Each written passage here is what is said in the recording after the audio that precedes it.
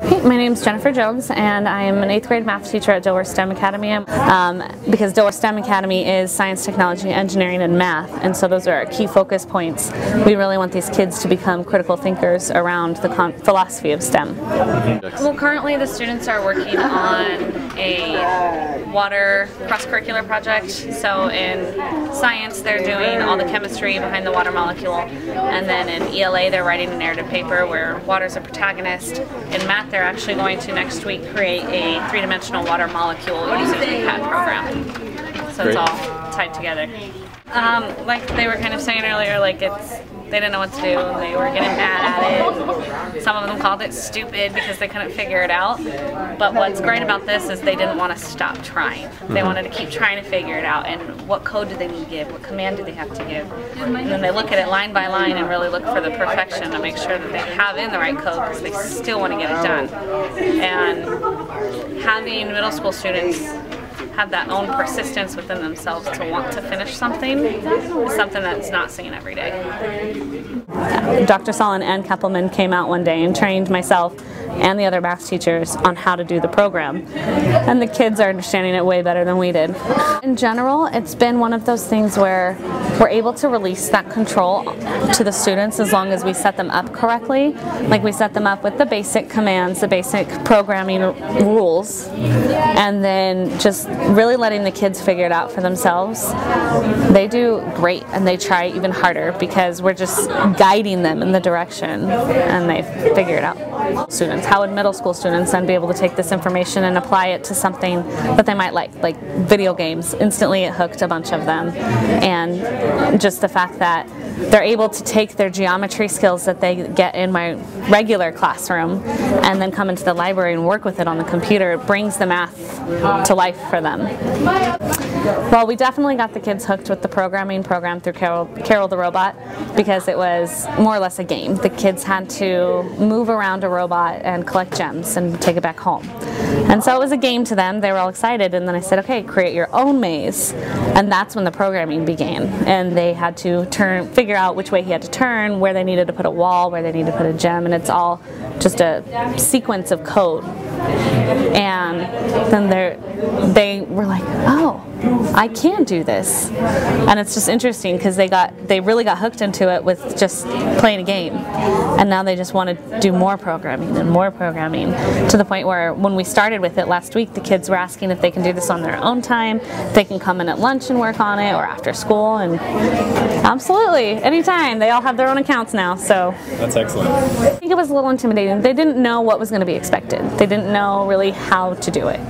And so it was more intimidation of the unknown, and then once they got started, they were flying. Yeah, and it happened differently for every student.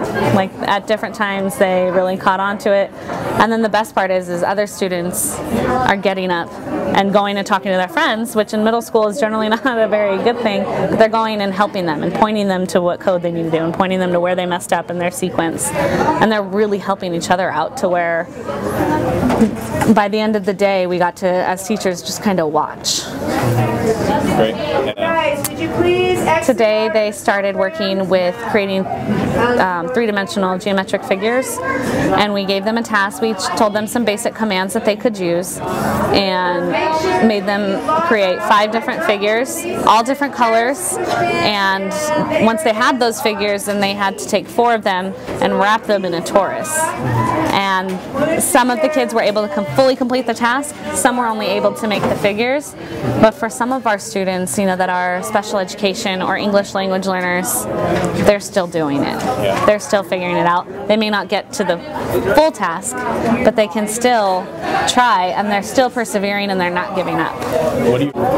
I've already had, just walking to class earlier today, a student was telling me that she wants to be a computer programmer when she's older, and so she's like, so this is already where I get to start. I'm already going to know what to do when I start all my classes.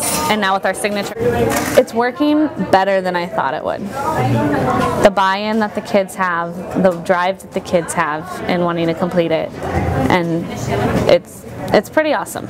It's just awesome. Great.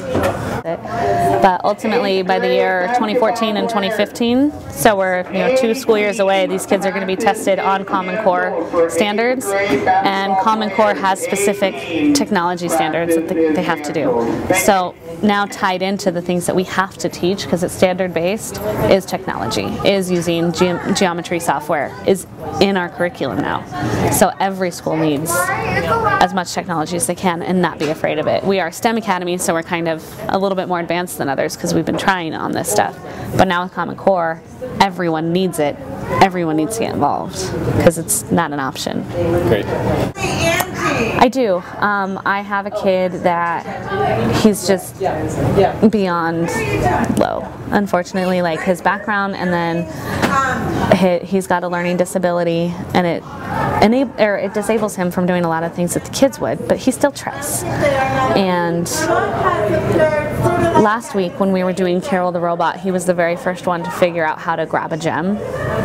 And none of the other students were there yet, because we just lead them. We don't tell them how to figure it out. We kind of guide them where they need. And he figured it out. He figured out how he was going to get it, and just the excitement that he had was awesome. Mm-hmm. Well, And that's what I love about the STEM Academy, because it gives them hands-on things that actually are applicable to them. And some kids really take off with it, that they don't shine when they're doing, paper pencil tests. They're not good at that, but they can really apply their knowledge to something that they can do. Great. And NCLab. Yes, thank you. UNR. Great. Are you getting free? We were just talking about how everybody at any ability level can play around with it and figure out different things. Yeah, can you give her the... So we were just talking about how we have students at a bunch of different ability levels, and any different ability level is amenable to this program, because the kids who are, kind of early skills can learn some stuff from it. The kids who are at advanced skills in computer programming and just understanding 3 dimensions can extend themselves and stretch what they can do with it. Great. No, because I think we chose this because it goes with what we're doing right now, and it fits really well into exactly what we'll be doing with math and science. Do you see other schools? Because it shows them some applications, and it's not just didactics, it's actually practicing and doing stuff that they do. They play on computers all the time. So it's integrating what they like to do and their experience and using that in ways that they learn what we want them to learn concept-wise also. Would you introducing yourself? My name's Jackie Salas. I'm a math teacher here, teach formal geometry in Math 8.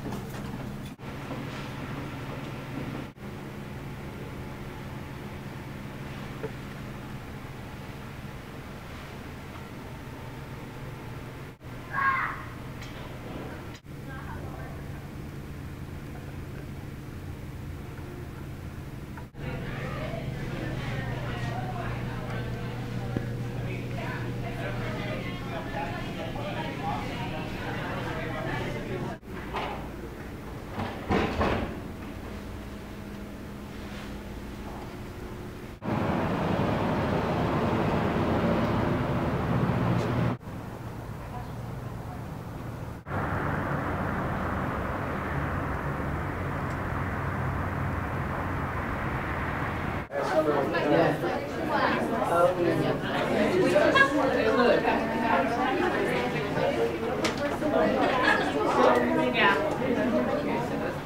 gave me a circle.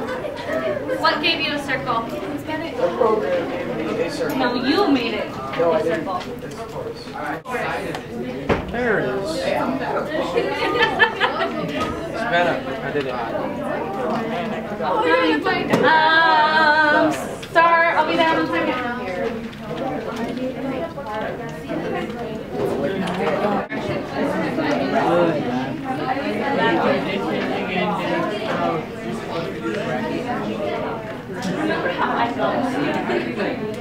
Nowhere on there do I see that you put it last week. Oh.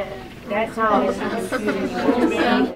So now you're just gonna have to put in lab view. I'm gonna. So I take off the tour? No, you don't have to. Just go ahead and put lab view.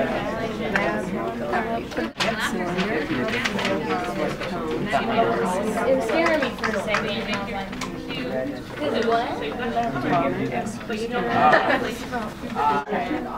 Are you going to make the cylinder right?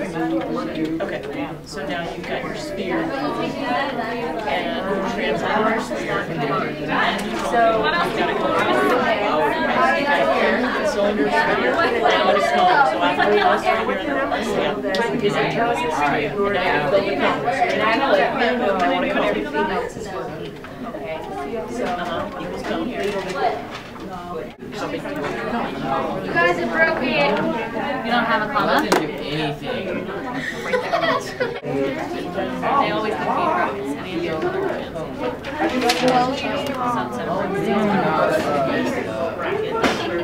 Is it hard? Well, it gets frustrating after a while because you don't get the exact coordinates that you need to get it inside. But then you keep trying? Yeah. And you eventually get it? Good job. What's your next assignment? We have to create a sphere with a cone shape with one cylinder. Yeah? And how did you do with Carol the robot last week? I got it pretty quick. Yeah? Do you remember how you used it? Yeah. What did you do? You just, like, you press play, then you watch her move, and then you get to create your own. Great. Yeah. Thanks, guys. Good luck with your next project. Thank you.